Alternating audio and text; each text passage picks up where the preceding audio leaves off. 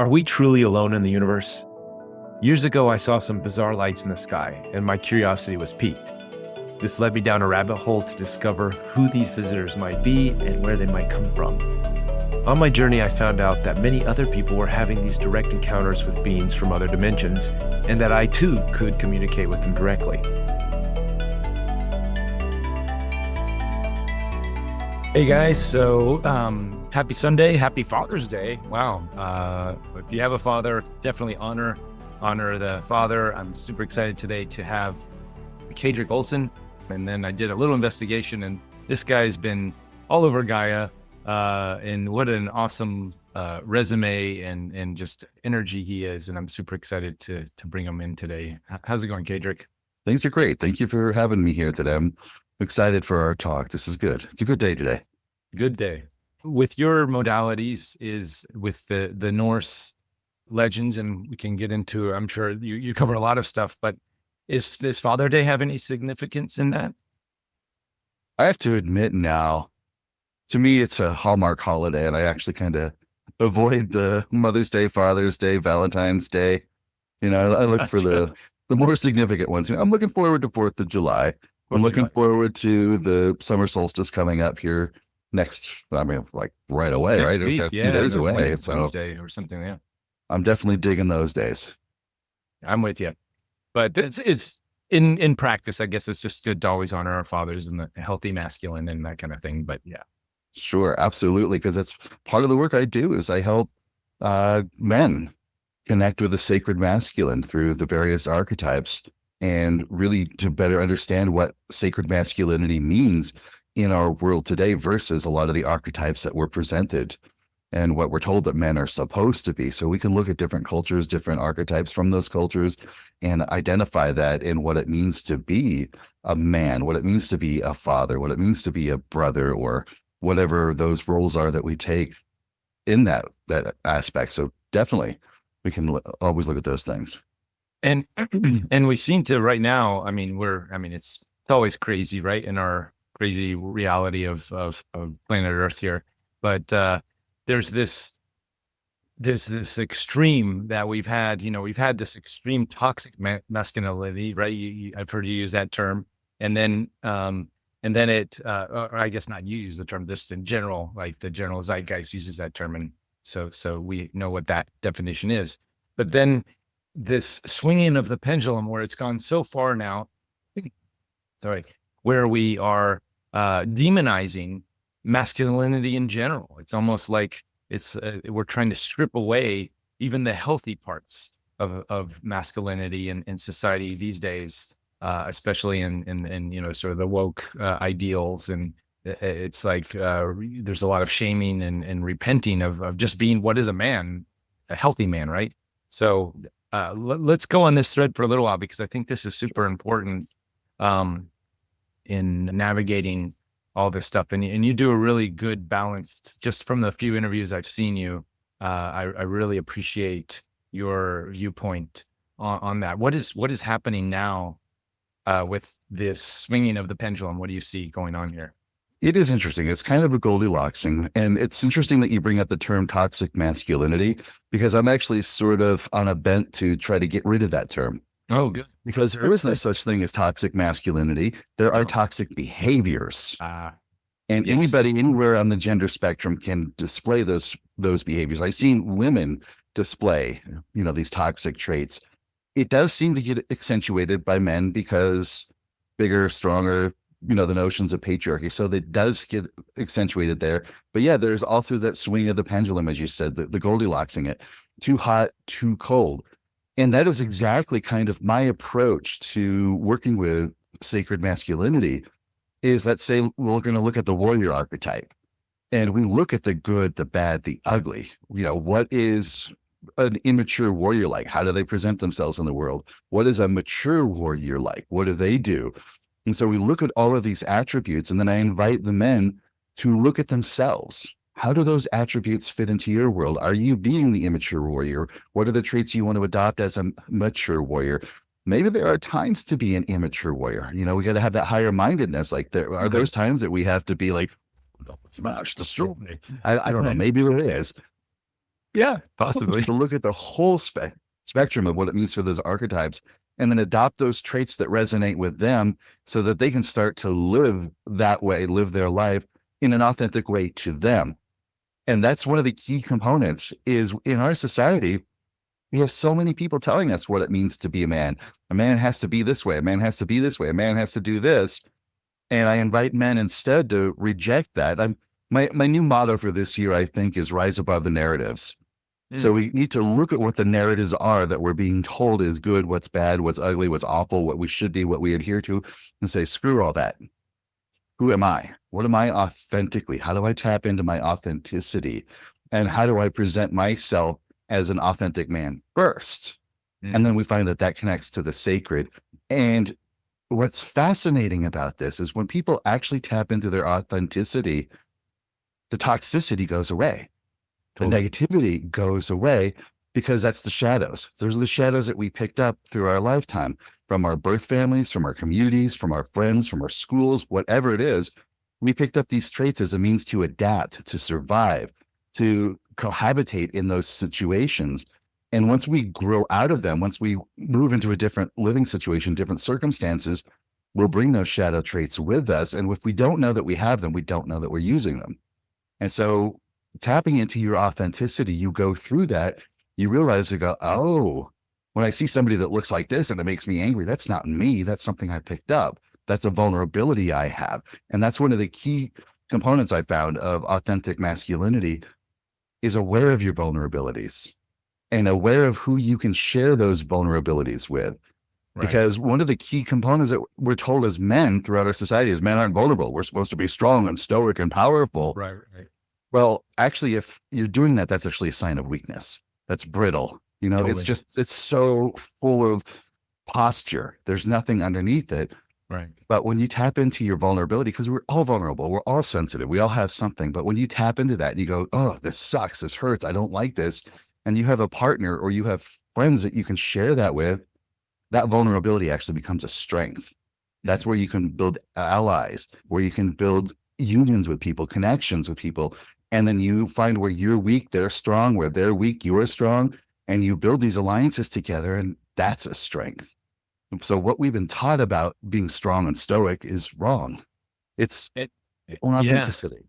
I agree 100%. And then what about the opposite? And now where, well, you kind of just said it actually, this reserving those vulnerabilities to specific people that you can trust. Cause now we're sort of told, be vulnerable, be open. And then that's sort of, too much on the other spectrum, where, men should be, you know, show their vulnerabilities to society. And then that's not a good thing either, right? Going too much the Depends. other direction. Okay. Depends. I love the idea of like the big, strong, masculine man who sees something that moves his heart and then he can cry and he's open about that in public. Oh, That's okay. that's Yeah, totally cool. sure. That's great. But we all have those super sensitive places inside where if we feel like we're going to share it, maybe we're going to get ridiculed, we're going to get cast out, shunned, shamed, blamed, or Right. whatever for it. So there is an aspect of, holding your own and being with your own. And that's for everybody. We all have those things inside where we just may not feel comfortable sharing with everybody. But if we can share with somebody, Mhm. that's cool. Yes. So it's just finding that sweet spot. And then as a society, if we can find that sweet spot and all kind of harmonize where so we're not like taking advantage or pushing our will on somebody else. And Mhm. that's kind of what we're gonna.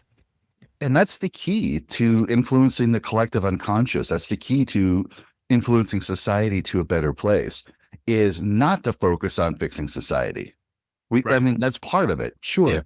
But if you do your own inner work, you do your own shadow work, you increase your own spirituality, you connect with your own authenticity, and sure, it might feel selfish at first, and that's fine. That's totally cool. But you're doing your own work for you.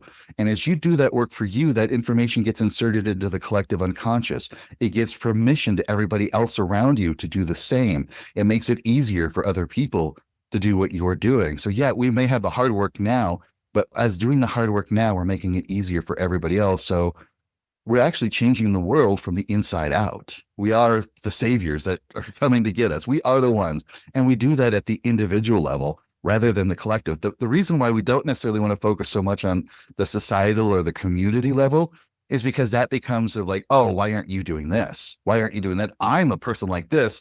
You should be like that too. It's like, no, just be that person. I'll often tell guys that when you come up with your core values, when you list your list of values, what's important to you, make that up so that you know it. Write it down if you need to. Write these things down, but don't tell anybody about them. Don't tell a single soul. Don't go out there and brag, hey, I'm an honorable person. Hey, I always tell the truth. Hey, don't do that. Live it, breathe it, be it, show it. And you know you're doing it when somebody goes, oh, hey, you see Ralph over there? Ralph's like a really honorable person. He always seems to tell the truth.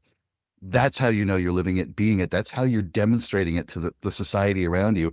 And that's how you're shifting society, by being that bastion of that core values without telling anybody. You just are it. Yeah. And that speaks louder than any words that we could think of or trying to formulate or put in there. Exactly. Totally. Well, so what really caught my attention when we first started the All Shift Happily Now meditations is you introduced yourself as a shadow worker. And I was like, ooh, not just because, that's like a cool thing to say or anything like that, but just the energy behind you, like what we just talked about clearly is very much about, healthy, non-toxic, healthy masculinity, we'll use those words for now. And integrity, you can just feel this energy behind who you are behind your words. And I really resonated with the energy. And then the words about the shadow was like, yes, this guy's not that, one, he's embracing the shadow, the idea of the shadow, and not making an enemy out of it, or us against them, we got to fight this thing or whatever. You're sort of using it in a positive way. And I think in the way it should be looked at. And I just want to go into that, your view of what is a shadow worker, and how can that be beneficial as opposed to something that most people just knee-jerk reaction, oh, that's scary, or that's demonic, or that's evil, or what is all that stuff? And I love those knee-jerk reactions. Sometimes I will put out like videos and I'll put out stuff on social media purposely to provoke people, like, what if money isn't evil? What if there really is no shadow government? What if there really are reptilian aliens here? What if, right? Just to provoke people. Because what we're doing here is it's kind of the opposite of light work. I've been doing this stuff literally my whole life. I grew up in a family where I was taken to psychic classes as a kid. I grew up in a haunted house. I went to a spiritualist church. I've been around the wacky woo-woo. I love still using that term. I've been around the wacky woo-woo spiritual stuff my entire life. I've seen every derivation of it, from Wicca to New Agey to some of the left-hand path stuff. I've seen all of the stuff that's out there. And I've worked with a lot of people over the years. And when we're doing our spiritual work and we're raising ourselves to this higher level, there's a block. People get stopped. There's like this, they suddenly say, I don't feel connected anymore. I'm doing my spiritual work, but life is just falling apart all around me. How can that be? Or even they'll go, okay, the other day when I was driving the car, I got a red light, somebody cut me off, and I just yelled at them, but I'm supposed to be the spiritual person. I can't get angry. And so they go see a light worker, and the light worker is like, okay, let's raise the peace, love, and light. Let's get up the puppy dogs and rainbows, and let's make this all, happy, fluffy again. And they feel good. Yeah. They love it. They're going great. And then they get angry and upset again. And then they feel so bad about themselves. I'm like, okay, stop. And I tell this to people all the time. As long as you have an amygdala in your brain, which you do, as long as you have a brain stem, which you do, you're going to get angry. You're going to get upset. You're going to get jealous. You're going to get frustrated. You're going to experience these entire range of emotions of what it means to be human. And if you stuff them down, if you push them away, if you say, no, I'm supposed to be a higher level being, I can't feel this. Well, those feelings are going to sit there and they're going to fester. They're going to grow. They're going to find another way to come up. They're going to make themselves heard. They're going to make themselves known one way or another until they're dealt with. And you're going to feel so bad about yourself. You're going to feel so awful about yourself that you're feeling these things, and it's going to create a cycle. So with shadow work, we take a pause on all of that. We stop trying to be spiritual. We stop trying to be peace, love, and light. We do connect with higher self. We do connect with guides, because they give us a great resource. But then we spend that moment to get into that feeling of anger.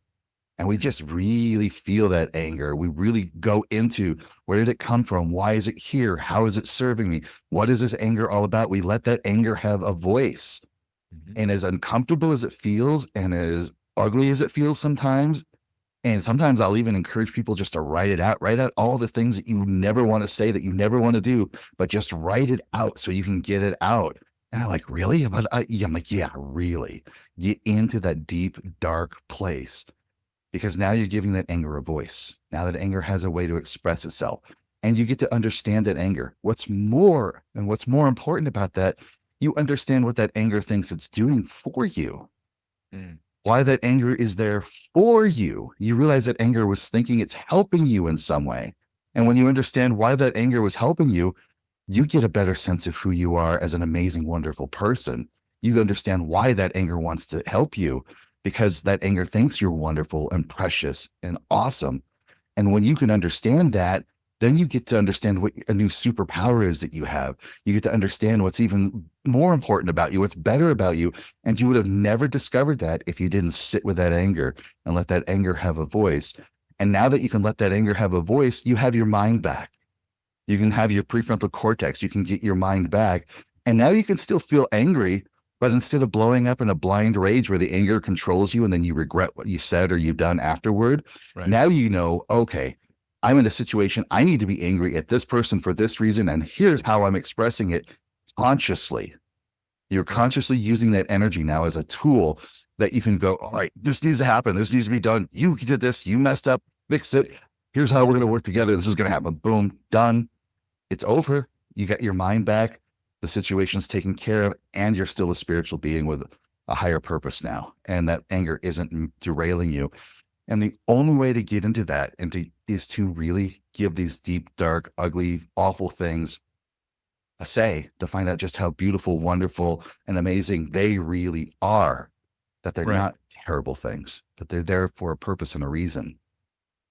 Right. And I think that's such a lost concept in especially in the spiritual communities, that there is a purpose and a reason for all of it. Right. And so many of us want to, get rid of the evil reptilians right now and eradicate them from the planet. But wait, what if there's a purpose there? What is that? And I guess with that comes your discernment, right?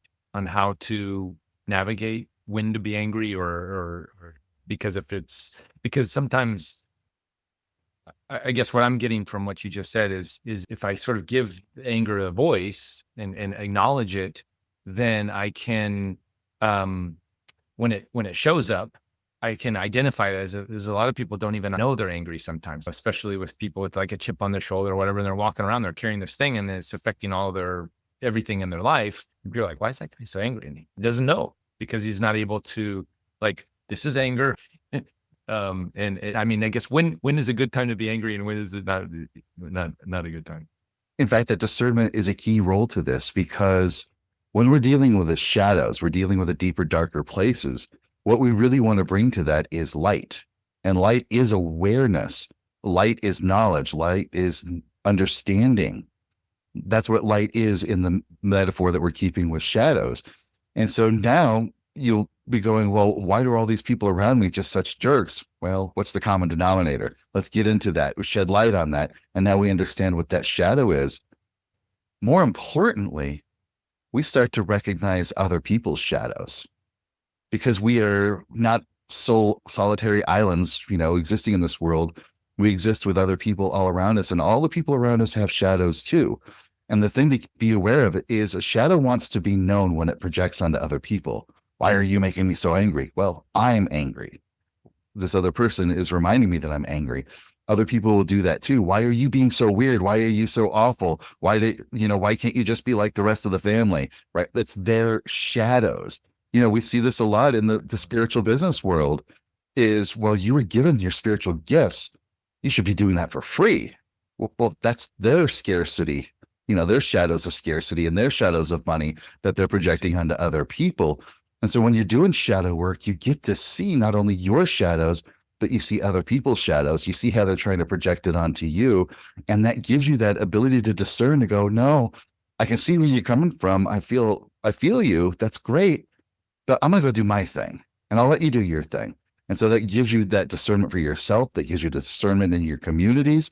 And it really brings that light, because that's cool as we talk about shadows, but we're really bringing light to it all, the light of awareness, the illumination of understanding to yourself, to your place in the society, the cultures around you, the communities around you. So as I keep saying, you can rise above the narratives that we're all being told. Well, you're supposed to be this. You're supposed to do this. You have to be this. Well, Right. do I? Do I really? This is what I am instead.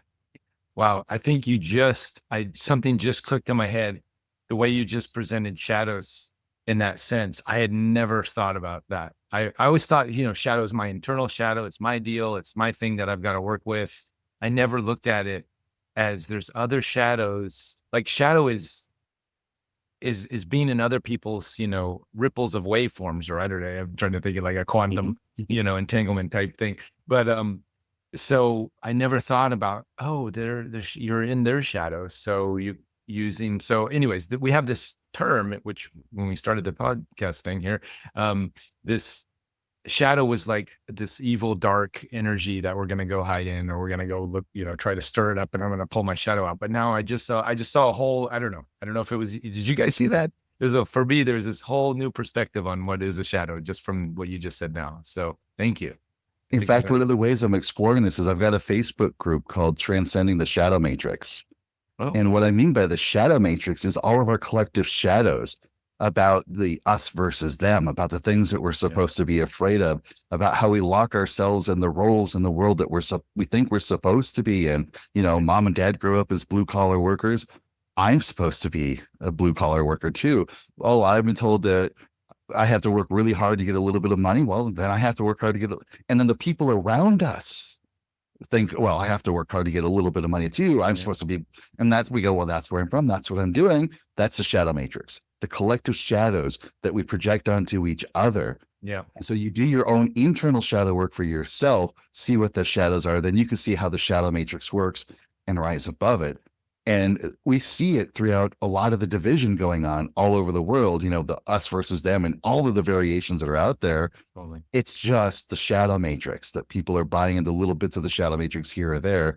And when they rise above that narrative, they go, oh, we're just all coming from a place of fear. That's what this is. Yeah. And then you're no longer sucked into that crab bucket of collective shadows. You can transcend that, get to your own 5D consciousness, move to your higher mind, because that shadow matrix is what's locking us here in the 3D world. And Wow. the thing to keep in mind about this shadow matrix, this collective shadow, and I say this a bunch of times, it wasn't created by a shadow government. It wasn't created by a reptilian agenda. It wasn't created by the Dracos. It wasn't created by anything. It was made by us working together with our own collective fears, our own collective shadows. We just glom it onto each other. And so we're the creators of it. Therefore, we're the ones that can heal it and rise above it. Absolutely. Love that. And how empowering is that, as opposed to, oh, the evil shadow government's going to take me over and suck my blood, whatever it is. Yeah. Exactly. Not going to happen. And that's another key component of shadow work too, is, I grew up with the paranormal stuff, literally born into the paranormal, dealing with paranormal concerns. And this is where I'm going to provoke some people. I've never really found demons out there. I'm 52 years old. I've been doing this for decades. I've never seen demons out there. I've seen bad stuff happen. I've seen issues of people having cruddy things with the house. I've seen negative energies. I've seen some pretty scary stuff. But when we get to the demonic entities, we get into that kind of stuff. We get into what are called egregores and their collective shadows creating paranormal phenomena. We get our individual shadows creating paranormal phenomena, poltergeist effects, all these sorts of things. And a lot of times when I deal with people that are having some bad stuff going on in the house, we go to the place of shifting their energy internally so they can shift the energy externally.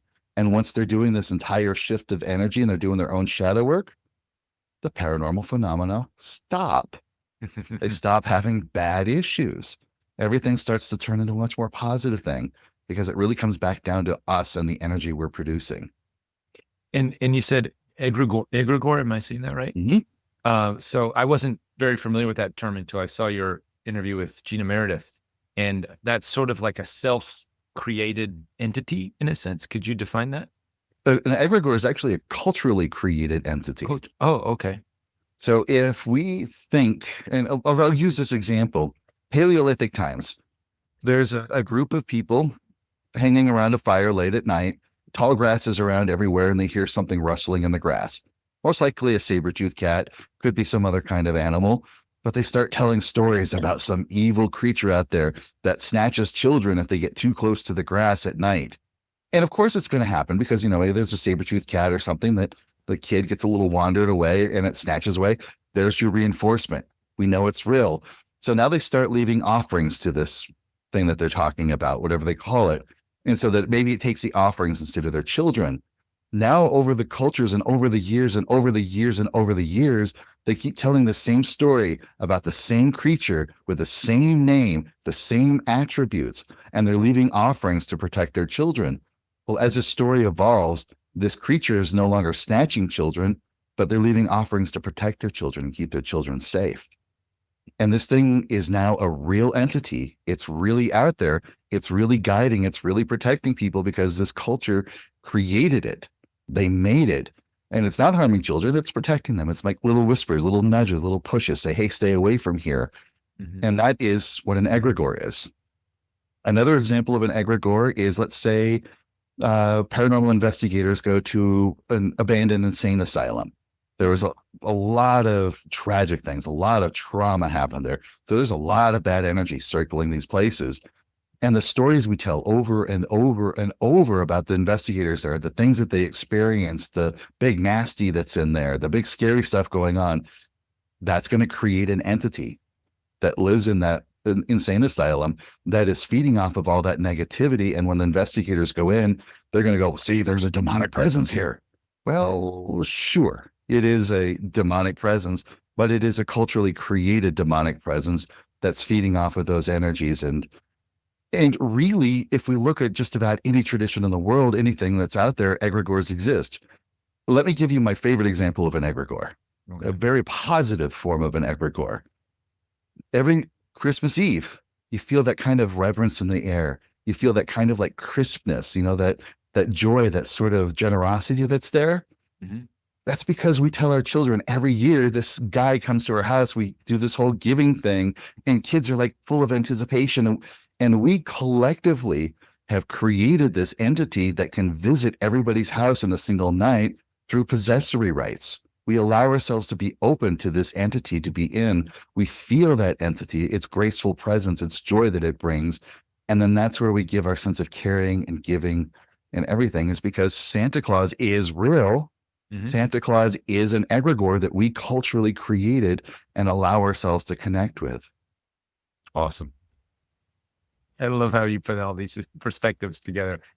Well, and again, it's almost like that fear, like you were just saying, that anger, right? Giving anger its own consciousness in a sense, and identifying that as its own individual thing. It's same with the sort of these egregores, is like, well, let's take them out of this context that humanity, the shadow that humanity has put these energies in, and look at them from a new lens. I love that. It's super cool. Now, how did all the work from you diving into Norse wisdom and culture, how did you get to where you are now with that journey? I know that's probably what we should have started out with, but we're circling around. When I was a kid, my parents' basement was a library. I had access to anything I wanted to read. Like, there were encyclopedias, there were books on anything you want, even whole sections of magic and everything, all over the place. And as a young teenager, I fell in love, probably even before teens, probably 10, 11 years old. I fell in love with Secret Teachings of All Ages by Manly P. Hall. Oh, okay. I just devoured it. I loved it. And it occurred to me as I was reading about these different mystery schools all over the world, mm-hmm. that they're saying the same things. They're just using different imagery, different words, different concepts to convey the same things. And I'm like, I need a single group. I need a single category. I need one grounded place where I can call my own so that I can deeply understand this. And then I can do this exploration of what's really going on out there. Okay. And at that time period, I was listening to some crazy music coming out of England. I was reading a book called The Way of Weird by Brian Bates. I had a set of runes from Ralph Blum, and all of these pieces just fit into place. They just all connected. And I said, okay, I'm going to choose runes and I'm going to choose the Norse path as my ground, as my baseline, as my control group, so to speak. Right. So I'm going to learn this intently. I'm going to learn this deeply. I'm going to figure out how all of this works so that this is my core foundation, so that when I go to explore, how does this work? How does this work? What's that all about? I can have a ground to compare it to. That way I don't have too many variables. I have this one solid foundation. And so that Norse has been a solid foundation for me for a long time. And it's cool because as I veer away from it sometimes and I start studying other paths and I start learning other traditions, I come back and I'm like, I get it. That's what this is. And that's what this is and how that works. So really, I've come to an understanding beyond religion, beyond spirituality, into what I call mysticism. Mysticism is like the underlying concept. There's no words for it. There's no way to describe it, but it's this underlying concept of consciousness that we apply the spirituality, we apply the spiritual traditions, we apply the religions on top of that as sort of like window dressing, as sort of like tools in order to access this mysticism so that we can make use of it. And this mysticism is just different ways of applying our consciousness and connecting our consciousness to the different layers of reality. And the runes, for example, are just a tool for that. Runes aren't just these cute little letters that you see carved on a piece of wood or a piece of stone that you buy in a New Age shop. That's not really a rune. That's actually called a stave. Rune, the word rune means unknowable. It's a great universal mystery. And in Norse lore, it tells us that runes were created in a time before time, in a place before there was nothing. And that runes are just vibration and intention.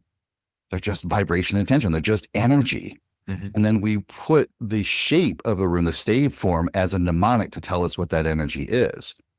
And once mnemonic, you said? Could you? Mnemonic, yeah. You know, what does that mean? It's a way of remembering what something is. Oh, okay. It's like a little tool to remember something. Like if you've ever, like when you were in biology class, kings play chess on fine glass stands to remember kingdom, phylum, all, you know, the categorization. That's a mnemonic. Gotcha. Okay. So runes are a mnemonic to tune us into this energy. Mm-hmm. And when we understand that and we see like a sacred word in runes in Old Norse, like Alu, it has the same root sounds as Alleluia, as Aum. And we start to realize, oh, there is a way of connecting consciousness and sound and vibration and all of these things together. And that's how I got into Norse. And that's what Norse mysticism means to me, as a means of understanding what's going on so I can teach it and help relate it to other people in a practical way. Kind of like a base language or something that you can use to then identify, like Latin, and then you can, okay, then we can go study English and go study Portuguese and other languages that spring off from that, right? Exactly. Okay. Cool. Yeah, and that's something, you know, I've explored with the show, and I'm kind of doing it in reverse in a sense. There's all these languages out there with all these different channelers and beings and galactic things and all this stuff. And then what I found is, wait, they're all saying the same thing. You know, it's just they're using different language. So how do we identify that? And for me, it's just I'm just throwing it out there and letting everybody individually who, you know, oh wait, they resonate with that, you know, that modality or that person or that channeler or that, you know, star system wisdom or whatever it is. And okay, go, you're all going to get to the same place eventually, you know, where it's kind of, you know, we all find out that everything has vibration, frequency and energy, and, you know, just how do we get there? But I'm, you know, I'm a fan. I haven't dived deep into runes, but I've dabbled a little bit with the I Ching, and I know that's very similar. It's a divination type of, you know, modality in a very similar way. Sort of. Divination. What's the sort word? of? Okay. What do you think is the difference between, say, I Ching and the runes? Runes are, at the most basic level, runes are the written form of the Proto-Norse and Old Norse languages. It's where we get, when we're talking languages, it is literally where we get letters like B, S, T, C. Those are literally where we get those letters from. Oh, And if you were to see an old rune stone and the word sister was written on it in runes, you'd be able to read that word because it was pronounced the same way 1,000 years ago and written almost exactly the same way with exact same letters that we see today. I see. So at the very foundation, runes are written language. Okay. But we know from literature and from archaeology, runes were also used as transformative tools. They were used in magic to help fertility, help with abundance, to help with healing, to help with victory, to help with raising consciousness and awareness. You know, they're called mind runes, hugru now. There are all these different forms of using runes. And in studying the history and use of runes from the literary and from the archaeological, you can get a PhD in runology. Oh, wow. It is a graduate study course because it's a language. I see. And in studying all of these things and really applying critical thinking skills to it and really trying to evaluate the Old Norse from a mystical point of view, we found that there is no such thing as runic divination until the 1980s, invented by Ralph Blum. Oh, huh. It's a Okay. modern invention of the 20th century.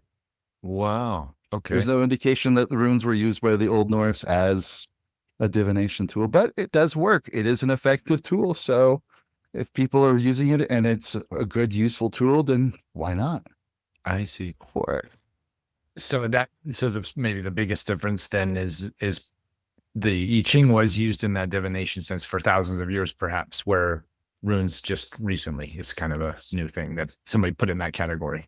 Exactly. Oh, okay, okay. Interesting. Wow. So how do you use the runes?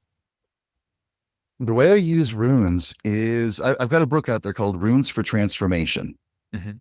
And the way that we use that rune is we use the runes is we look internally and externally. It's like I was saying a bit earlier, change your world from the inside out. Mhm. So let's talk about the rune Fehu, for example. It looks like the letter F. It's where we get the letter F from. Okay. In Proto Norse, Fehu meant cattle Mhm. because the pinnacle of Old Norse society were farmers, not Vikings, farmers. Mhm. People went on the expeditions. They went Viking as a verb to get enough money so that they could have a farm because that was the pinnacle society. And cattle were that representation of that wealth. The word Fehu became the word Fe, which became our word Fee. Mhm. So our own language is a sacred language from the Old Norse through the runes. And like I said, it looks like the letter F, but Fehu really represents value, the time, effort, energy, resources that you put into something. It could be your capital investment into a business. It could be the time that you spend trying to earn a degree. Fehu is like this value. And so when you buy something, like I'm holding a crystal, right? Initially, that value of that crystal is what I paid for it. Right. But now there's also an intrinsic value. What does this crystal mean to me? How valuable is it to me for what it's useful for and what I do with it? That's all Fehu. All of that energy is Fehu. So it's very abstract. You have to get into your abstract thinking mind. You can't do it with a concrete mind. You have to get into your abstract, really deep to the gut. Now, when you understand that's what Fehu is, look at yourself. What is your Fehu? And it's, yep, Fehu. It's very subjective. Mhm. So what is your Fehu? What is your value? How do you value yourself? What do you see as valuable about you? What do you consider your value to be? And if you see that as your Fehu maybe at a lower level, you're going to see that reflected in the world around you. That world around you is going to reflect that lower level of Fehu. But now if you spend some time really working on boosting your Fehu, seeing yourself as more valuable, realizing what your strengths are, what you really do bring to the world instead of what you were told, because that's shadow work, right? If you were told that you have a low value, but if you work on that value for yourself and you raise it, and you do your shadow work and you go, oh no, that's somebody else projecting their shadows onto me, that I'm worthless and I don't deserve this. You reorient your Fehu to a higher level and you sense that feeling of Fehu of valuable. I am valuable. You chant Fehu because we're talking Galder, which is singing the runes. It's an Old Norse form of magic is Galder, singing the runes. And you create affirmations to boost your inner value. You're going to present yourself into the world as a higher value person. The world is going to reflect that back to you. That's going to reinforce that inner higher value. And you're going to create the cyclical effect where now you are being more valuable, you feel more valuable, world sees you as more valuable, and you have greater value to the world because you are accessing Fehu. And that's how I work with runes with people. Oh, okay, cool. So you're really getting the meaning and sort of, I don't know, you're sort of giving a new perspective on how to live life in a sense, using the runes as sort of a guidebook. Yep. The runes are a tool of transformation. Absolutely. Awesome. I'll put we'll in the playback for sure if somebody can find the book. I think I just found it here. Where's the best place to find that? We can put links later. If you got a local bookstore that sells it, that's great. Otherwise, I know Amazon's got it. Okay. All right. Cool. Cool. And so there's runes, there's Norse. You mentioned in Gina's interview there about Odin, and I know he's a prominent figure in that in that world. I had a strange visitation from Odin. Let's see, 2020, but maybe 2 years now, about a year and a half ago.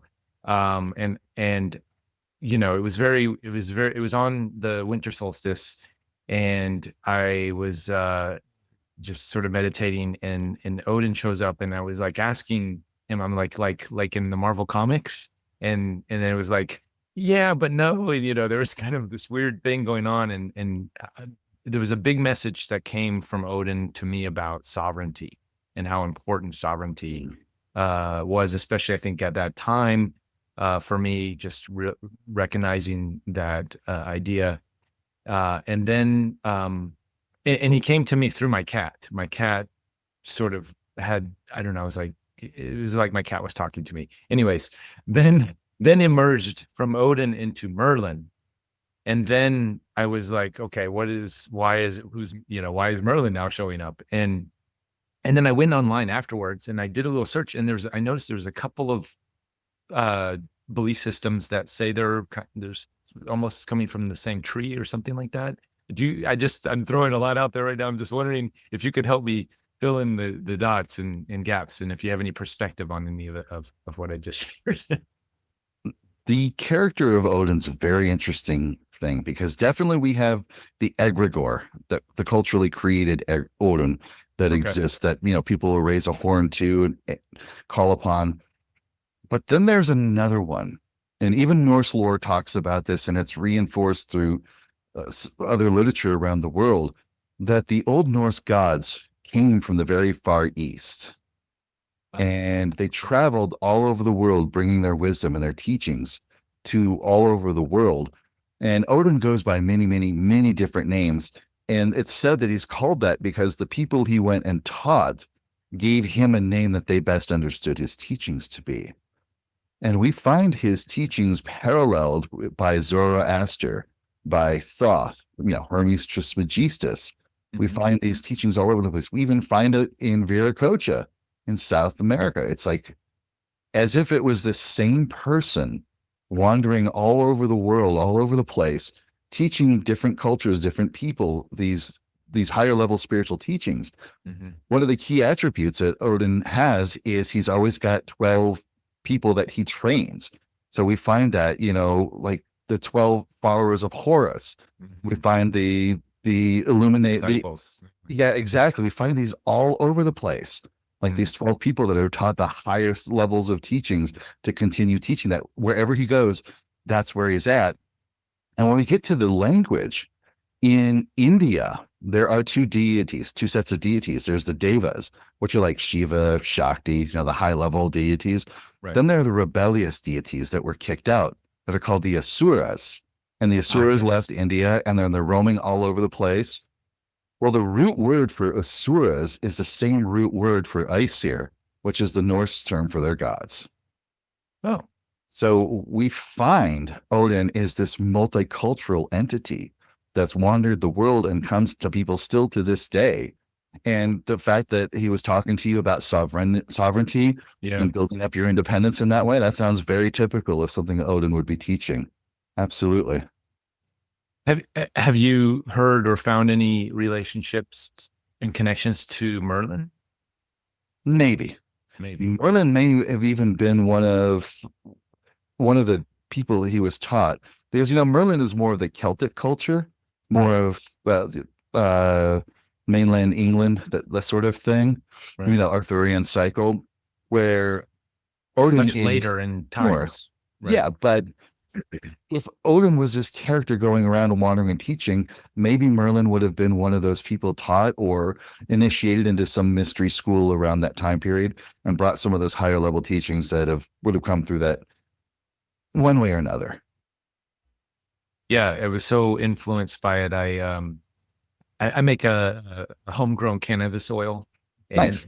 and and my wife did a little art picture. I'll put it up here later of so we call it we have a picture of my cat, right? And he's got this witch hat and and his staff, and we call it Merlin's magical oils.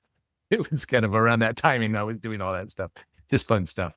Um, well, in addition to, let's say, Odin, are there other within the Norse mythologies and concepts? Are there other prominent figures or archetypes that we can identify that to connect to other religions or belief systems? Prominent figures? Yeah, actually, we could talk about Thor. Thor. Oh Like, yeah, okay, yeah. Let's now, talk about when we look at Thor, Thor is not a war god. We keep Okay. hearing Thor is the god of war. That's not quite true. Mhm. The gods of war in Norse would be like Odin because he's all about strategy and the big picture thing, or Tyr, which is more about tactics on the battlefield and how the discipline structure, boots on the ground kind of thing. But Thor is more of a brawler, more of just kind of like rough and tumble, get into a big old fight, but he does it for a purpose. He's Okay. an example of using that anger as a protective way because Thor is a protector. He protects humans, he protects gods, he protects the Alfar, the elves. And now, mind you, the elves in the Norse lore are not like you see in the J.R.R. Tolkien movie or like you see with Santa's helpers. Right. Elves are higher level beings. They're like ascended masters in the Mm. Norse tradition. They're like high level, they're not gods, but they're high level ascended beings, is what the Alfar are, the elves are. And so Thor is like this brutal protector of those sort of Mm. things. Hmm. But where Thor comes from is his mother is Jörð, the earth. Mm. His father is Odin, which is considered to be a sky god. So Mm. Uncle Thor is the product of the sky god and Mother Earth. And we Mm. find that in traditions all over the world, that there's this protective being, this protective thunderer that Mm. comes through. We find that in Slavic traditions. We find that in Native American traditions. And I'm fascinated that it's always like the sky god, Mother Earth, giving birth to the protector god. So we do find some of that same similarities with that. Kind of a hybridization of Earth and RET ideas, if we're going into the sort of the ET lore. It's like a Sure, hybrid, right? Yeah. exactly. A hybrid race. Would Adam, like Adam and Eve story, would that be sort of would Thor fit into that archetype a little bit? Not necessarily, but the Norse version of that is Odin existing in a time before time, Ginnungagap, where there was nothing. And he wasn't even Odin at that time. He was known as Ig, the terrible one.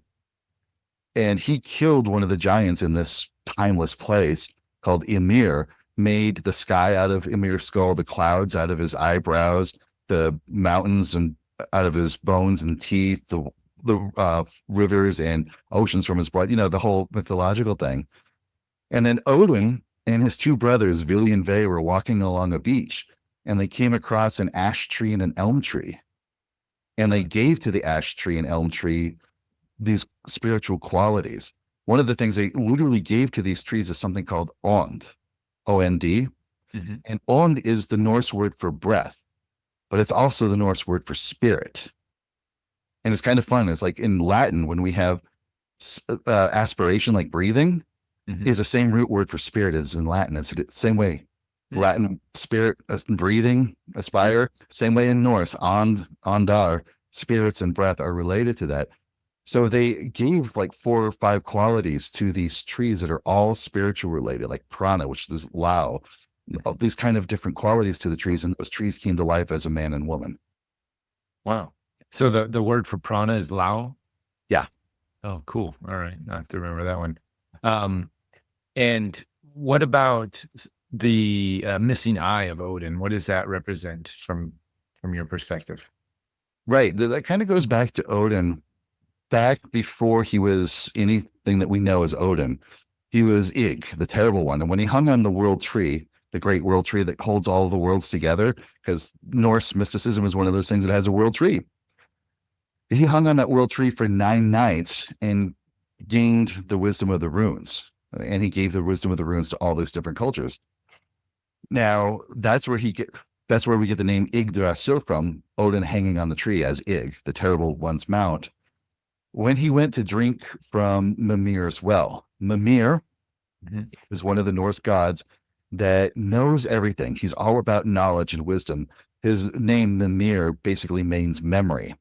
So he can remember everything. He has like this great memory of what's going on. And he has a well that has that deep, deep knowledge of the ancient world, the knowledge of all these things. And in order to drink from this well, Odin had to sacrifice his eye and put it and have it at the bottom of the well. So Mhm. when he drank from the well, he gained the knowledge and wisdom of all things. And that's when he became Grim. He changed his name from Ig to Grim because Okay. now he has this knowledge. And Grim means the hidden one, the disguised one, the mysterious one. And he really never spoke the fates of all things, the deeper knowledge, because he had one more last thing that he needed to do. And that was, long story short, there was a mead that could grant inspiration, wisdom, that can grant the ability to speak eloquently, write poetry. And mead, of course, is a fermented honey drink. Mhm. That's the big sacred drink for the Norse. And Odin, through some trickery, got a hold of this mead and spat it into 3 vats. One of those vats, and one of those things about the mead was called Othrer. Mhm. Othrer, oath being like fury, madness, inspiration, ecstasy, roaring. It's the roaring of inspiration, the roaring of madness. And so when Odin Grant was able to get this mead Othrer, that's where he took the name Odin. So he went through all of these trials, these tribulations to become the being that we know today. Wow. And Uh, giving up his eye was just one of them. yeah, yeah. We're not. I think it sounds like there's way more to the story, even though you just shared probably the highlights. Yes. I'm fascinated with it. I think just as you're coming onto the show and our brief interactions, I'm like, oh, I'm this is all very interesting to me. I think I'm gonna be reaching out to you and reading your book and all kinds of stuff in the future. Heck So yeah. I'm looking forward to that. awesome. Well, we have some questions. It looks like I think Heather Ben has got a question, and I just wanted to open it up, guys. If you want to start raising your hands, Yes, and we are the Heather bin. Heather Ben, yeah, we'll get in the Hello. queue, I and don't know how to do this here. I'm yeah, no, learning. just Okay. go ahead. Hello, how are you? I had a couple questions. Just it's really refreshing because I walk many paths, but sometimes when we walk this path, it's an internal journey, and I traveled a lot alone and Mhm. had a lot of really amazing teachers around the world. And one of the things I was wondering about with you is, do you take the runes and the trees and do journey readings where you match the name of the person and speak of their journey through the runes and how the trees are connected? And Not have you quite like that. experienced that? Not quite like that. But when we talk, because most of my clients are here on Zoom, I have Zoom clients that way. When we talk, we have a better way of discerning what's going on, what they're looking at, where they're going. And it's the runes speak in various ways. Sometimes they're very overt, like help, here's Uruz, here's Thurzaz, here's where you're going. But sometimes they're more subtle. Just through our own discussion, I'm able to realize, oh, we're talking about this rune, we're talking about that rune. This is the kind of runic shift that we need. And so as homework for some clients, they'll get some runic work to do. I'll give them like an ecstatic rune ritual to work on, or I'll give them a runic affirmation. That'll happen for some of the clients for sure. Well, if you're ever interested, I have a very elder teacher that's Druid many generations back, and that she hunted me down, and that's what she does. Is she, basically will discern the trees and the runes and show the story of your journey, your contract, your agreement here in this life. And when you were speaking, I was like, oh my gosh, they're like same tribe, as a lot of connected space. And as you know, there's many different tribes. And to see that connection and how it's coming together it feels really good. So thank you so much for being you. Nice. Thank you. And you're very welcome. Yeah. Thanks, Heather. Lisa, go ahead. Hi. Hello. Hi. Thanks for being with us.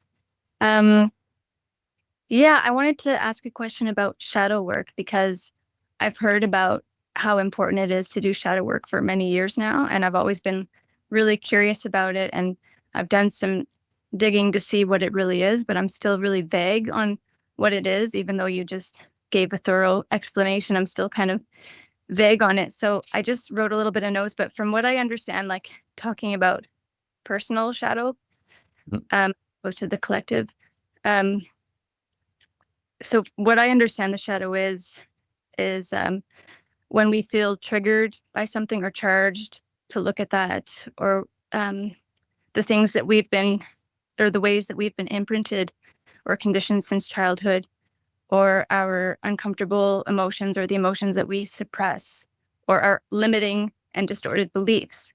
So are all those shadows?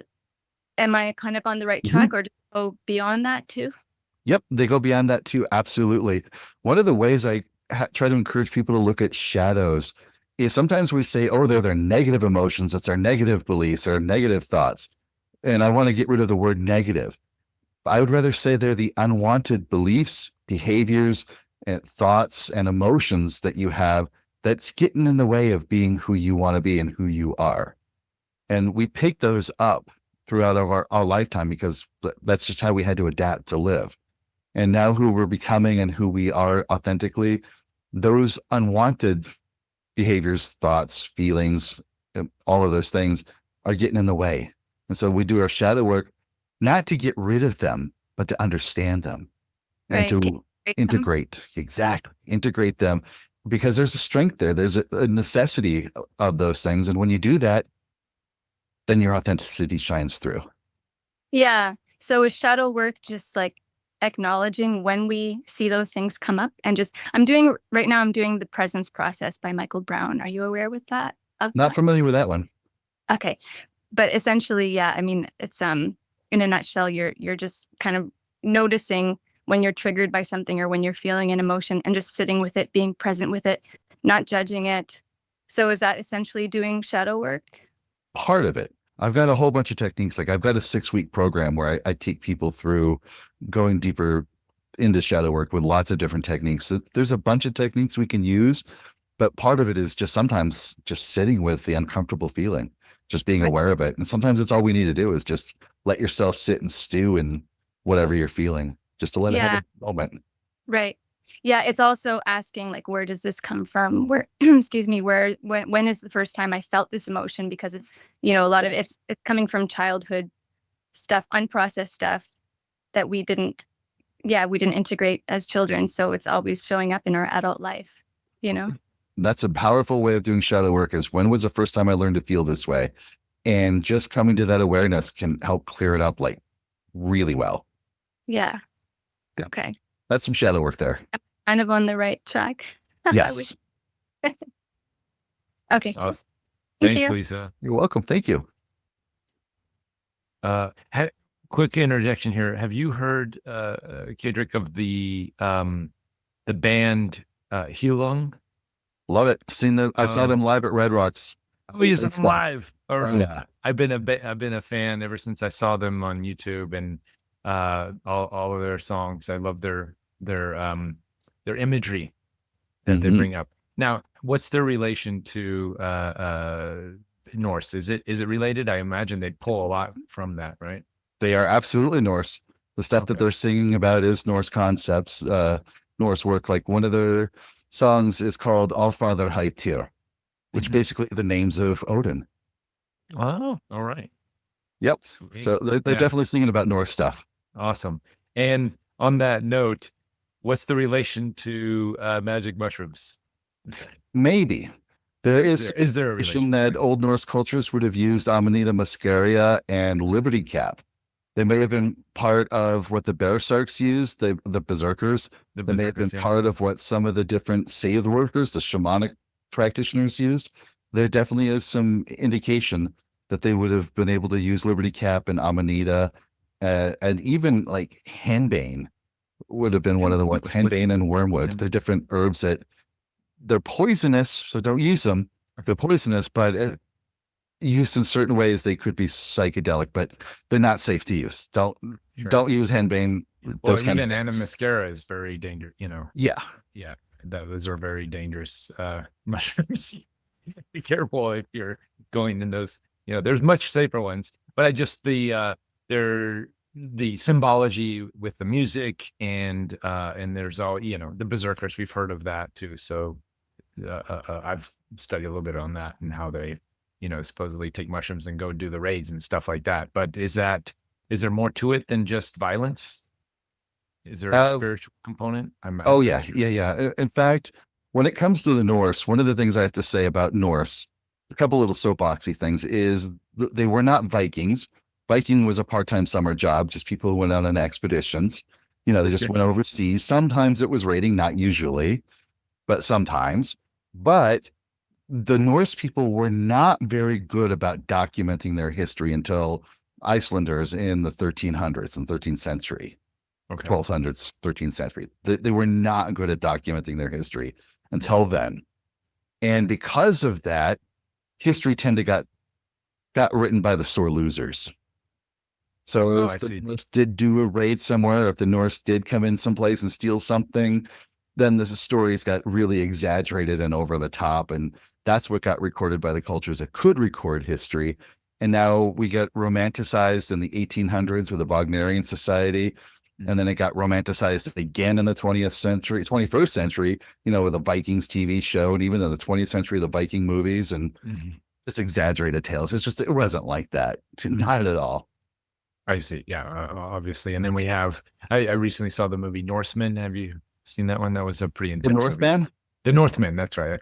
Actually, I really do like that movie. They did a good job putting that movie together. That was a good reflection of the Norse belief system and some of the culture that was going on. Yeah, that was a good movie. Yeah, cool. All right. Well, let's hop back into other questions. Sorry to go in a little, my interest here. Steven, go ahead. Hey, everybody. Hey, how's it Kaedrich, going? thanks for coming. Hey, thank you.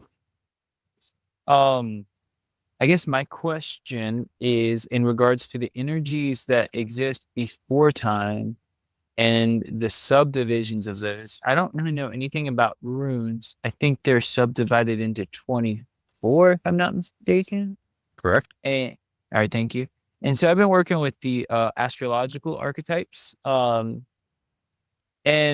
I guess I just want to see I want to get more to the basic understandings of how they're all the same and how they're differently subdivided, or they seem to be the same subdivision, just spoken differently. And I guess it would be each astrological sign maybe divided into two, and maybe it's their positive and negative aspects. But I was just curious from the energies that exist before time, the subdivisions that transcend the different cultures. That one's still going to be a mystery, because even the Norse lore talks about when Odin discovered the runes, basically in that time before time, he gave some of the runes to the giants, some to the elves, some to the gods, some to the dwarves, some to the humans, some he kept for himself. So there's that certain subdivision there that we don't have access to those kind of runes. Then our own runes, really probably the reason why it's 24 runes is most likely the origin of the runic alphabet, the runic letters, comes to us from the Etruscan alphabet. The Heruli, or the Erelas, were a mercenary troop that came out of Gotland, Denmark, and Lower Sweden. And they were around Europe at the time when they had contact with the Etruscans. And when they went back into Scandinavia, they would have brought the Etruscan alphabet. So that may be why we have 24 letters, is it represents the phonetic values of their language at the time. So when it comes to runes, we have to remember the grounded approach of the culture and their language, as well as the spirituality. And we try to find where they're connected. So I've not been able to find ever an astrological correlation to the runes. They just don't seem to work that way. It's just a different concept for ourselves, but runes are more something we can understand intrinsically. You know, like I said, Fehu is what values you have out there. Uruz is what strengths.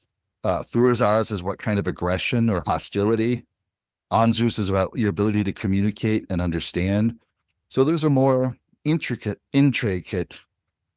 understandings rather than explicit that we find with astrological.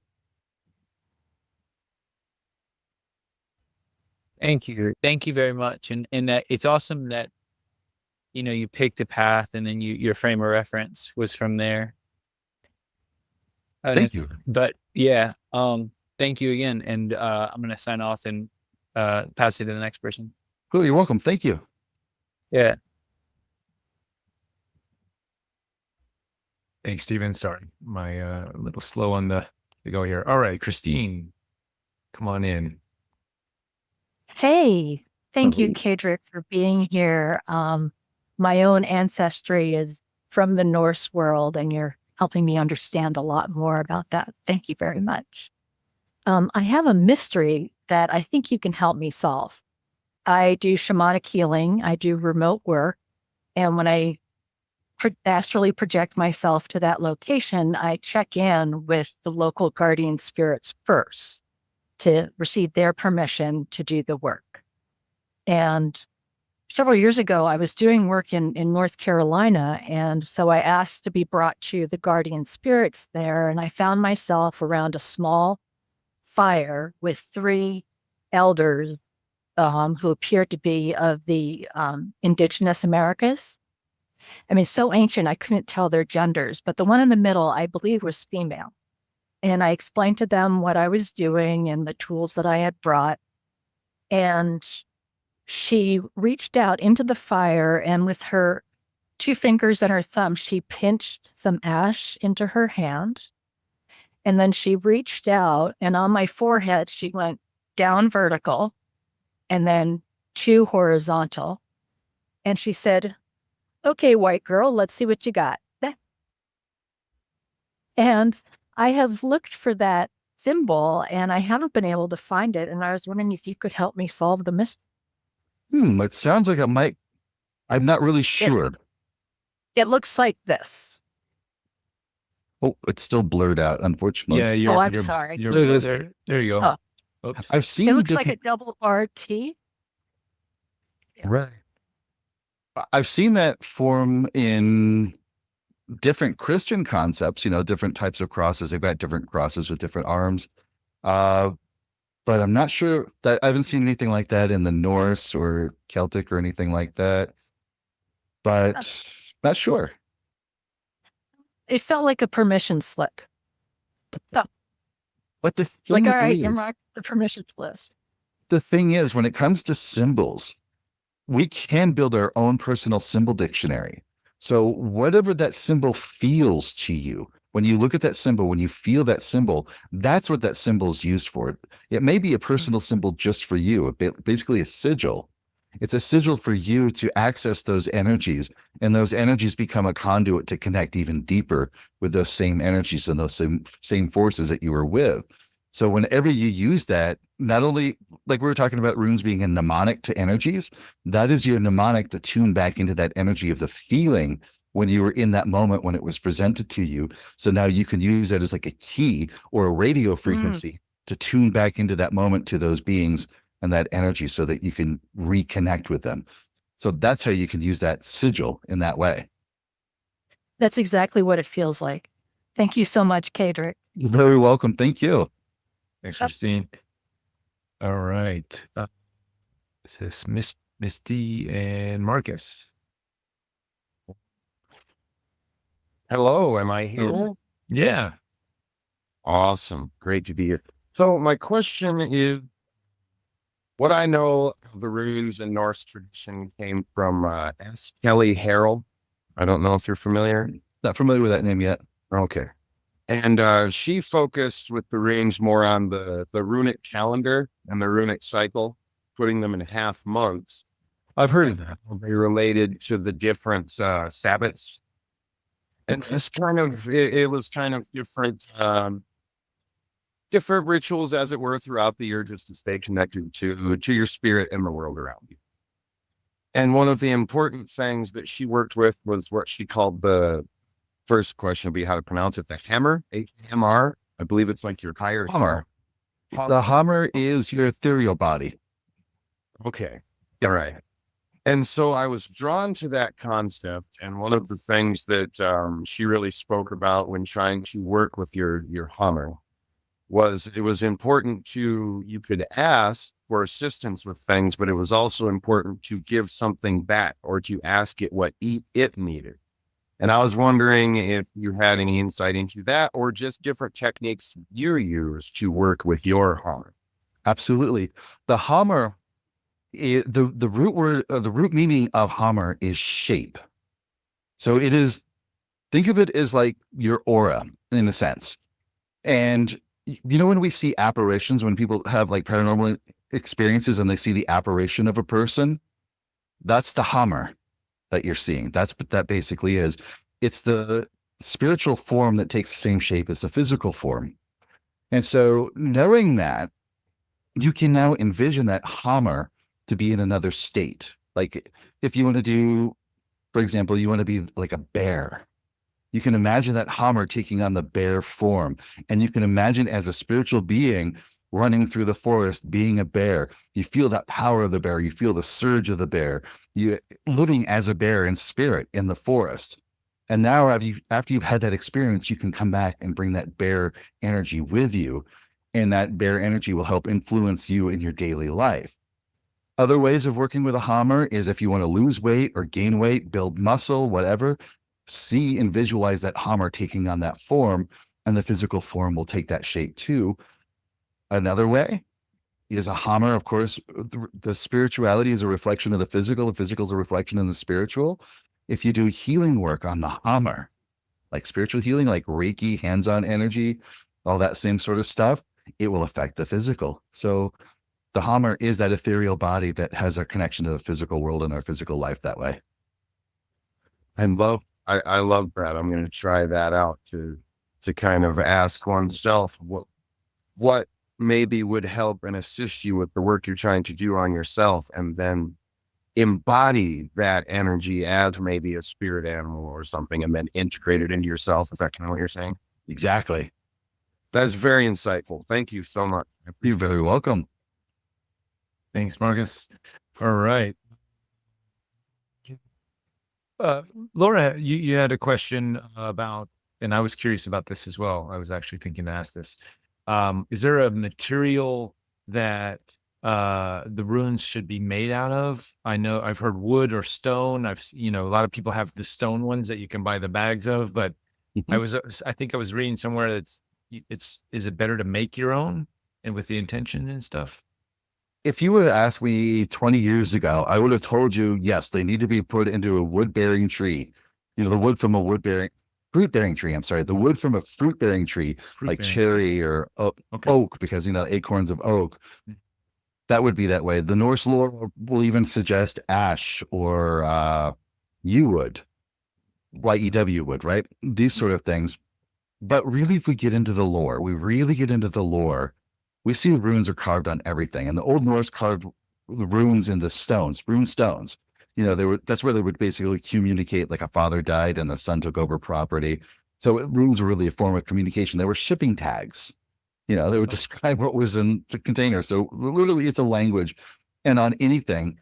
And in today's world, whatever you want to put it on, tattoo, if it makes sense, be careful there. But, if you have, you have some tattoos. Oh, I do. I do indeed. Oh, there you go. Runes all over.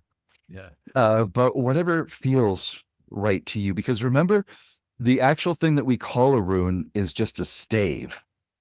It's just a visual reminder to tune us into the runes, which is this energy that exists in everything. It's a vibratory energy that we connect to with sound and intention. And that stave, whatever you put it on, is just a reminder to you of that energy. Awesome. No, I love it. All right. But I imagine there's some benefit of carving and making your own with the intention, right? There's got to be some good connecting into that energy. Oh, sure. We can go super deep, and I will teach classes on that, and I've guided people to do that. Like if they're doing their own work, if you were dealing with something, whatever the right kind of tree is appropriate for that. Here are the runes that you put for that. Here's the type of deity you call on to do that. Here's where you carve those runes. Sometimes we go into that if we need to. Okay. They usually don't. I almost never do unless I'm teaching a class on that. Most of my clients were doing more internal working. I see. Well, if you do teach a class, let me know. I'm interested. You got it. Okay. I'm not sure who iPhone is, but we have an iPhone. Oh, there's Freud. All right. Come on in. Hi.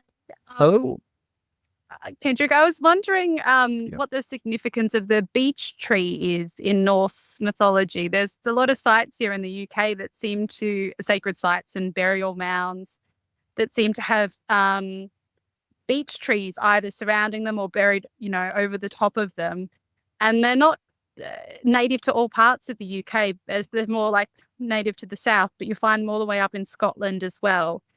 And it's just interesting, like who the group was that's actually planted them, because they would have been planted probably 500 to 1,000 years ago. But I don't know who that group was. And a friend of mine and I were always trying to figure out who was this group of people about 500 to 1,000 years ago who would have been planting these beech trees to mark all of these sacred sites that are many thousands of years older.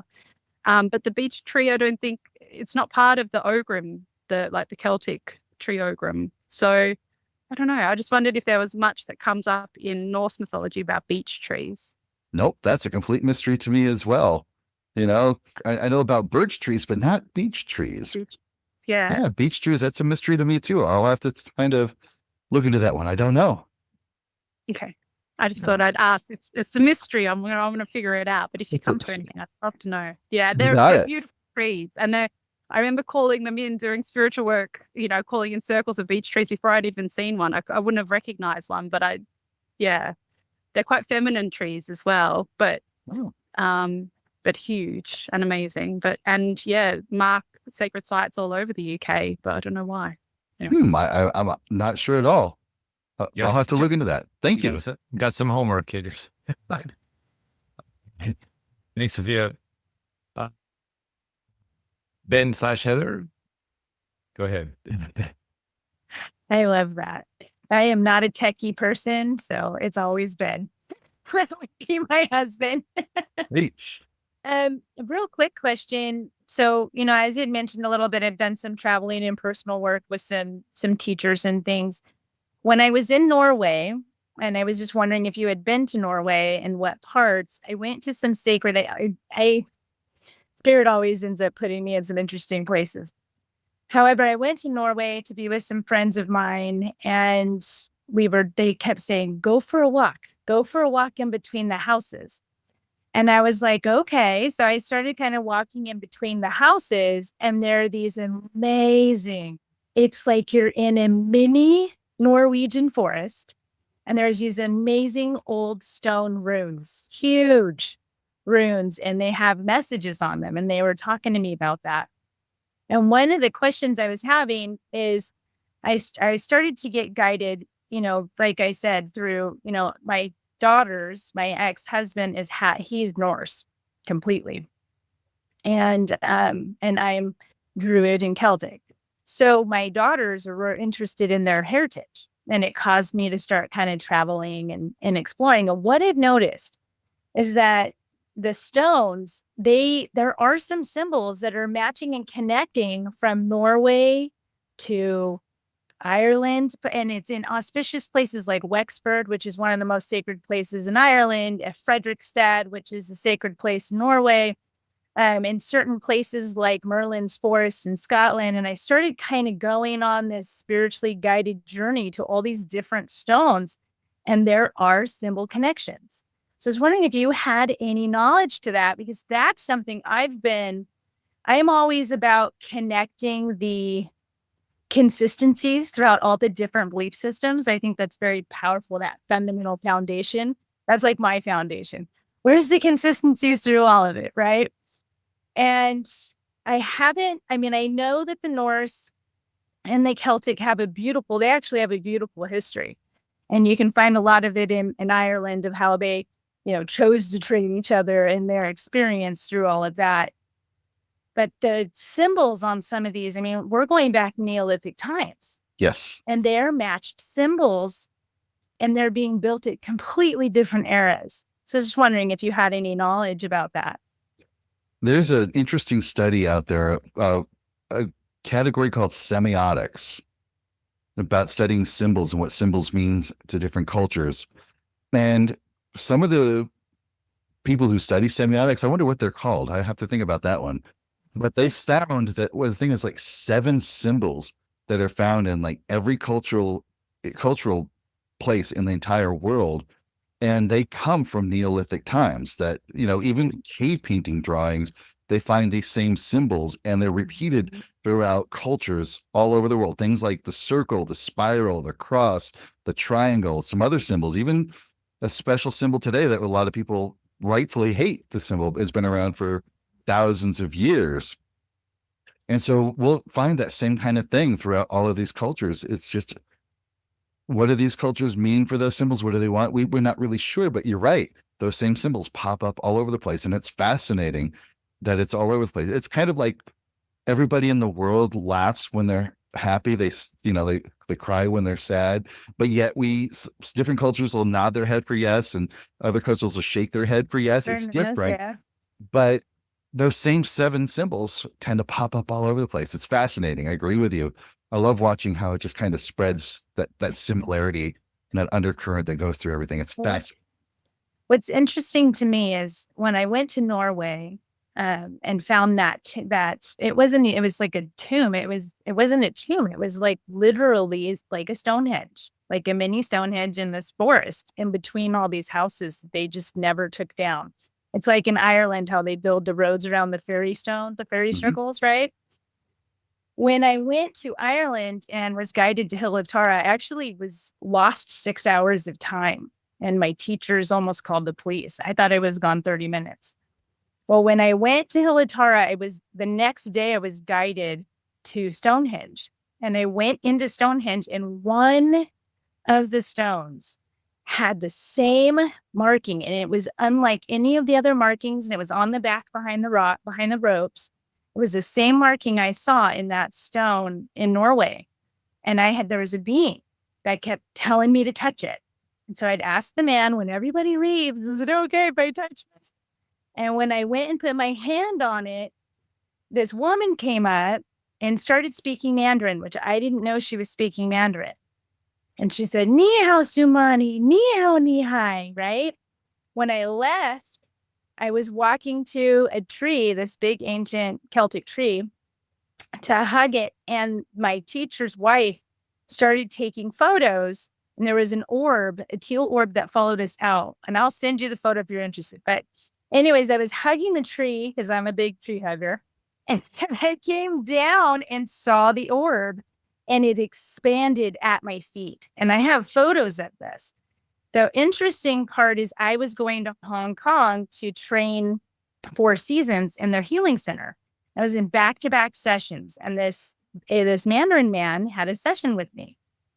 He stops the session, goes and says, "I feel guided." He brings me back this 30-year-old fairy. It was like all iron oxidated with a real 4-leaf clover, and says, "I've been waiting 30 years to give this to you." And when he gave it to me, it compelled me to tell him what had just happened 2 weeks before in Ireland. And that's when he translated what was said. So now I'm feeling like, was it a portal of energy? Was it a travel connection of where people were actually moving, like their version of a plane? Or, was that part of that conscious awareness because it was the same symbol that connected it, and all of a sudden I'm being connected to Hong Kong? Does that make sense? The key word's connection. You're connecting all the way all around with that. So, yep.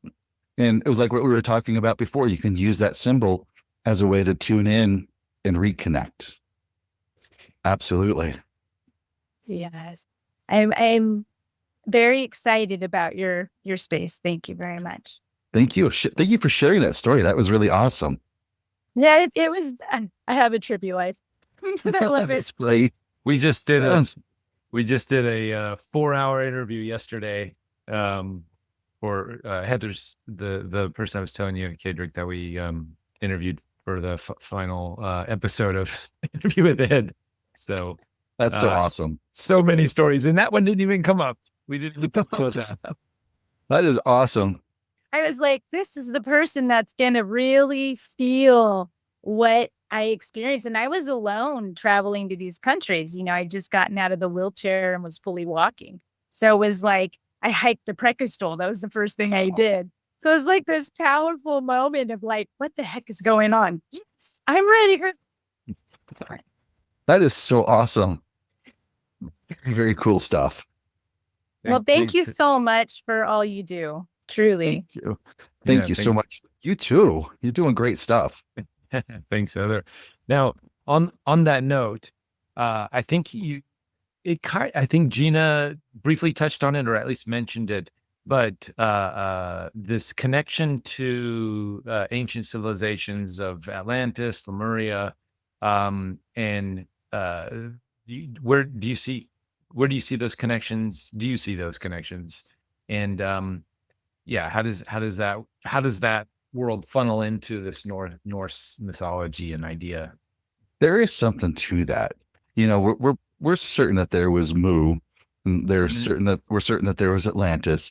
Right. That there were these different cultures there that met a fate. The sea levels rose. Basically, is the best way to say it, is that these places didn't sink. The sea levels rose and inundated these civilizations.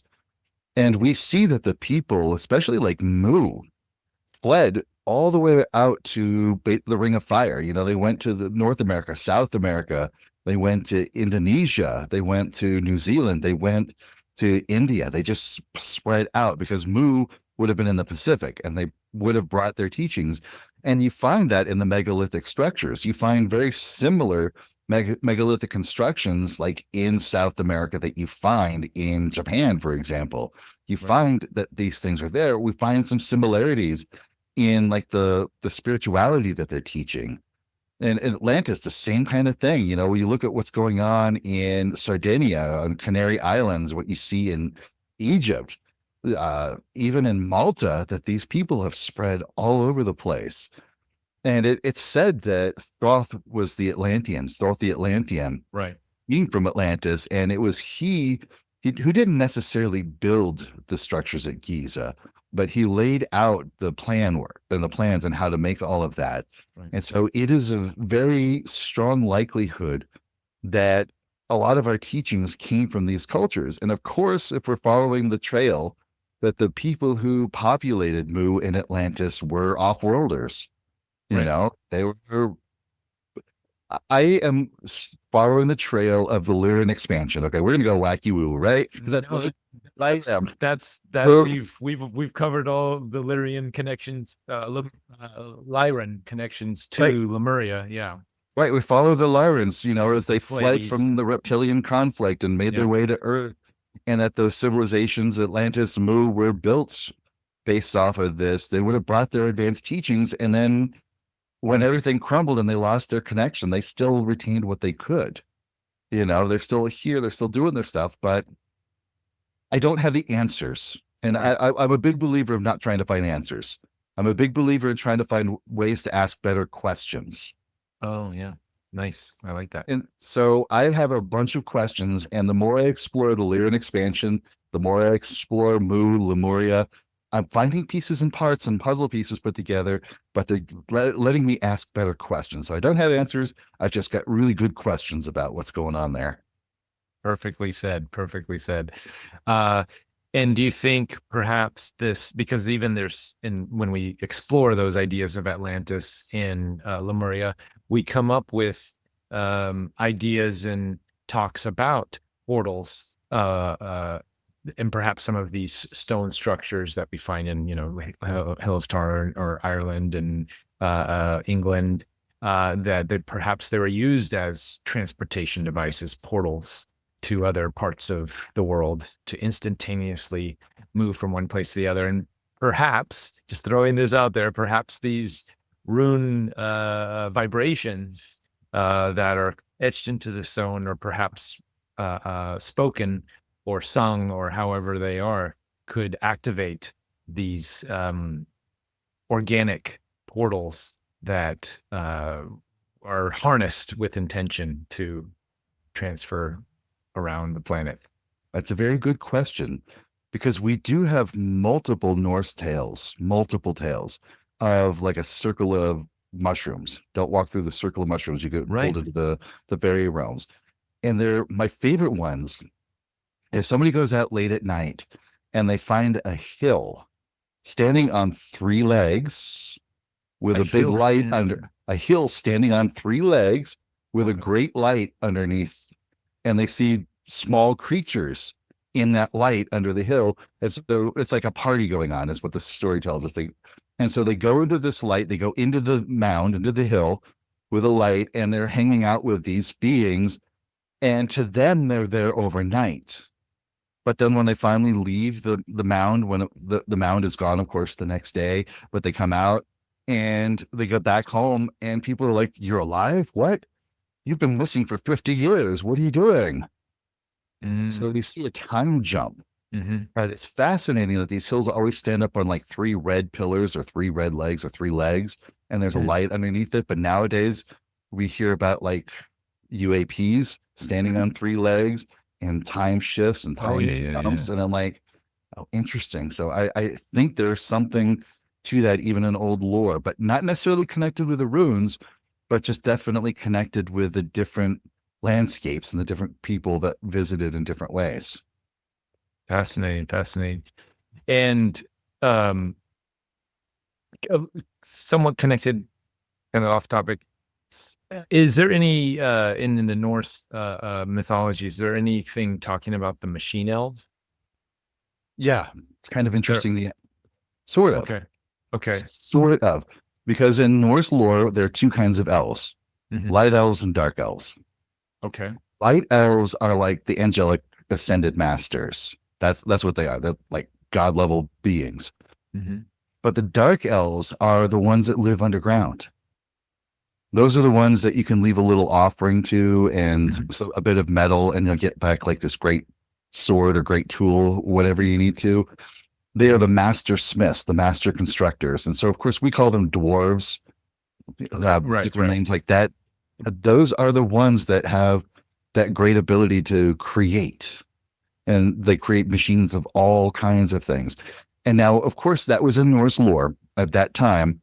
The ways that I kind of look at those is these dark elves, the little elves, are the ones that know how to move the water up inside the plants, up inside the trees, know how to move the light with the chlorophyll, so they can move these tiny intricate things to help build plants and build those structures. But they also have the ability to move minerals. They can shape minerals and shape those things. That was appropriate in Norse lore time. Today's world, we have computers, we have machinery. Right. And why can't we see that same kind of like an anthropomorphic reflection, not projection, but reflection within computers, within the world around us? And this is one of the things where I'm here to caution us again, rise above the narratives. Right. What if AI is not evil? What if AI never will be evil? What if it never can be evil? What if that's just us anthropomorphizing something we don't understand? And we see these movies, because look at all the movies about aliens coming to destroy the earth. And we know, we're like, come on. So now we look at all the movies about AI trying to destroy the earth, and we're going to go, come on. It doesn't really work that way. That's our projecting our fears onto that one. So machine elves, they're creatures that we can work with. That are inside things. And of course, like house beings, like I work with clients every now and then that have paranormal problems. Sometimes it's a land spirit that they messed with the land spirit, and the land spirit's like, oh, you're going to mess with my house? I'm messing with your house. So we work together to resolve that, do a little mea culpa. Sometimes it's a house spirit. Like, for example, I just recently got a new tattoo here, right here. Maybe it's not showing up so well, but okay. But the lady whom I got a tattoo from, there are things like tinkering around and messing around in her space. And I'm like, oh, you have a little bugger in here. She's like, yeah, he always messes with stuff. I don't know what he is. And while I'm getting this tattoo, I'm like, it's really communicative. it knows when like the ink is going to go bad or when you're going to have this problem or that problem. She's like, yeah, I unplugged a tattoo machine the other day. And I'm like, yeah, it's here causing mischief to let you know it's here. But if you give it like a little home, a little place to live, you give it little offerings, you know, experiment with it, like pastries is what it seemed to say what it wanted, like little offering, it's going to be a useful, helpful thing. It'll help you know when things are going to be a problem. It's going to help fix things before they're a problem. It's going to take care of you. We find that in lore all over the world about house spirits and that you work cooperatively with it. So why can't we do that with machine spirits? You've got a computer that's going crazy. You've got a car that's going a little crazy. Why not do some offerings? Why not do some respect? Why not connect with it at the spiritual level? It's the same thing as the Svartalfar, the dwarves, the dark elves in the Norse lore. It's the same thing. Why can't we work with it at a respect level instead of projecting our fears onto it and say, well, it's evil, it's bad. Well, come on, rise above that and work with it at a higher level. A lot of people who have DMT experiences talk about the machine elves and being taken to this realm. And I in one of the channeling sessions I did with one of the channelers, I asked them, who are the machine elves? What are they? And they said that are all of our, you know, the cog technology and clocks and those types of things came from that realm and was sort of channeled into our reality from that world. But it makes sense, like machines, cogs, things that, you know, can help us function in our society a little bit better through our, you know, everything, even what we're doing here now online.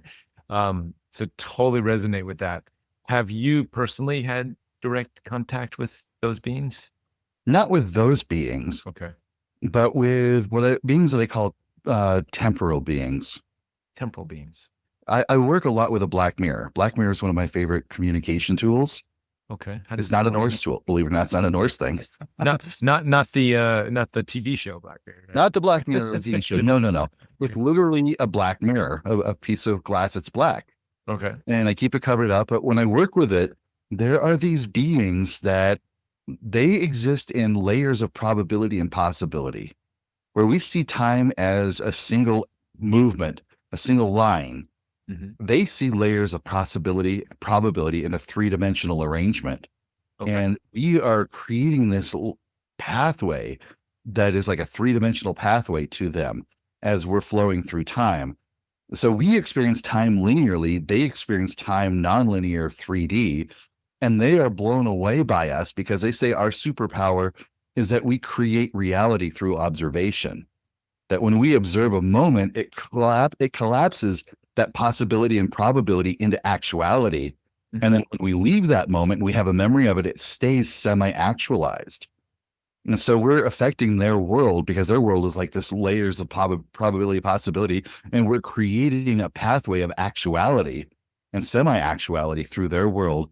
And they're fascinated by us that we can do that because to them, we're kind of like these godlike beings, where to us, they're kind of like these godlike beings that can see time in ways we don't understand, which gives us this neat little mutualism where we can kind of connect in this weird place that we overlap. So not machine beings, but temporal beings that exist in a different layer of time. In that mutual space, have you been able to have, you know, some revelations or work together in a way of for positive for both of our evolutions? Yeah, in fact, here's one of the things that they taught me about spiritual evolution. And I've termed it the alpha and omega points. The alpha point is that moment in your life, your physical existence, when you had the spiritual awakening, when you knew that you could become something more than this physical person living this physical life. And throughout your life, you're studying, you're practicing, and you got a guide along the way, teaching you things, whispering things. Hey, do this. Hey, try this.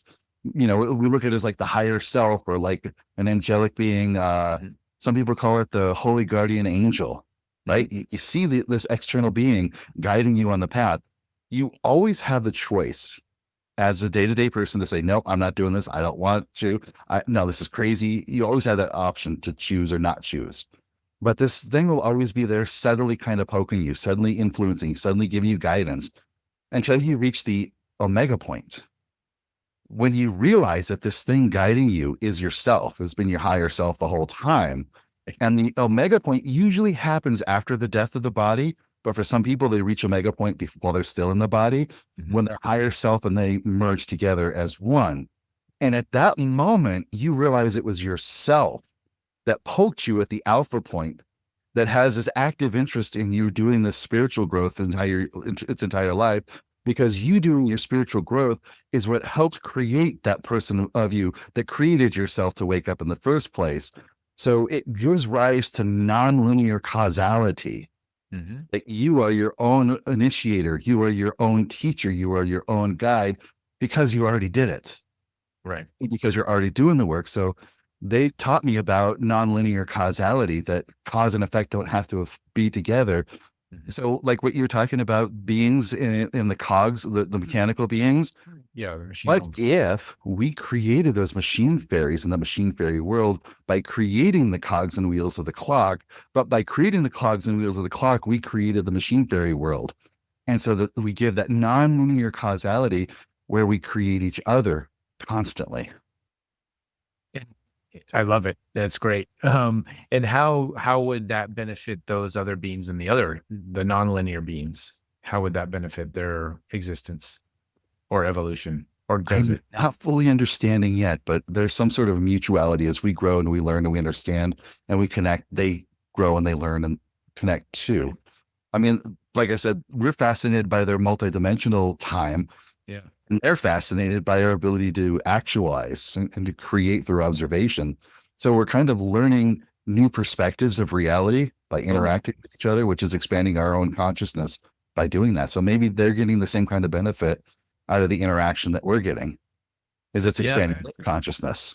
Well, absolutely. And that's sort of the evolution of the show, or concept, at least for me, the concept of ETs. We're like, oh, what are these ETs? And then you go exploring, and then they're like, well, we're actually extra dimensionals. And then you go exploring, and they're like, well, actually, we're in a different timeline. We're just your counterpart. These were terms I was, we use in the show a lot. And then we're just, future versions of yourself, if you want to use those terms. So we're finding the terms, and we're refining, and we're coming to easier, better understandings to that this is all, we're all, it's all one, we're all one in one thing, but we still have this physical reality that we're navigating through, where there is separation, the illusion of separation.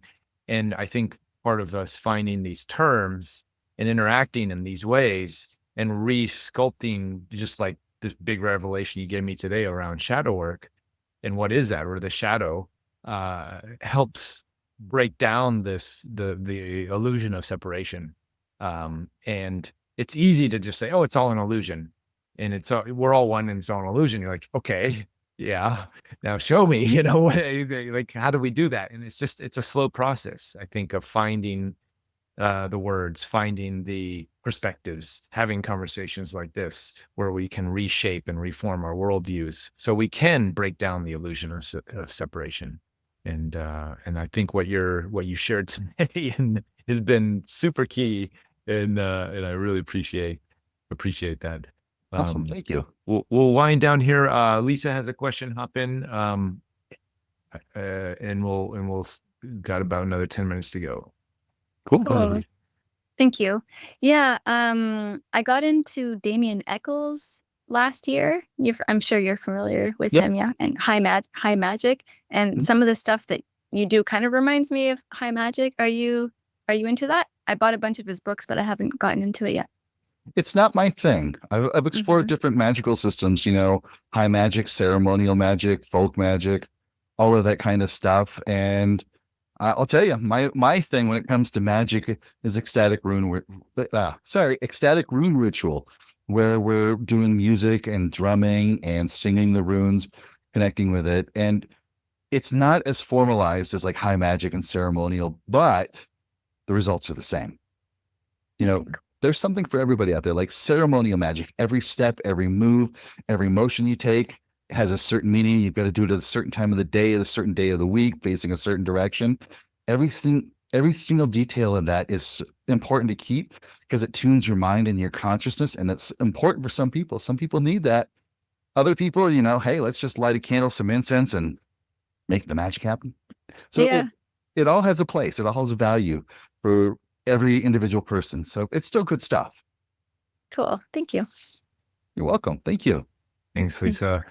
So I love your perspectives in finding the value in everything, right? That's I think so much of us are so often trying to find the way, right? The path, the shortest shortcut, or this is no good and this is good, and your wide view perspective has really been refreshing in just looking at the world. So thank you so much, Kaedrich. And you definitely have got my interest on the runes and exploring that. So I'm going to be looking into your courses and what I saw you on your website. You also offer or you do like live events sometimes outside the country, or That's coming up okay. in September. I'm going to be one of the trainers, one of the teachers on a retreat in Norway, where we go into some of the Old Norse stuff and how to put it into practical application. I'm one of a few different trainers that are on there, and we're out in Gudvangen, Norway, out in the middle of kind of like on a fjord in a Viking recreation village out there. And it's like 8 days. It'll be a lot of fun. It's going to be a lot of good stuff that we're doing. What's that? When is it? Middle of September. The dates are escaping me. I'm not good with calendar stuff, but it's on my calendar. Okay. Definitely, if you check out my Instagram and Facebook, I've got links to it. So you can see if it's something that you want to join and sign up for.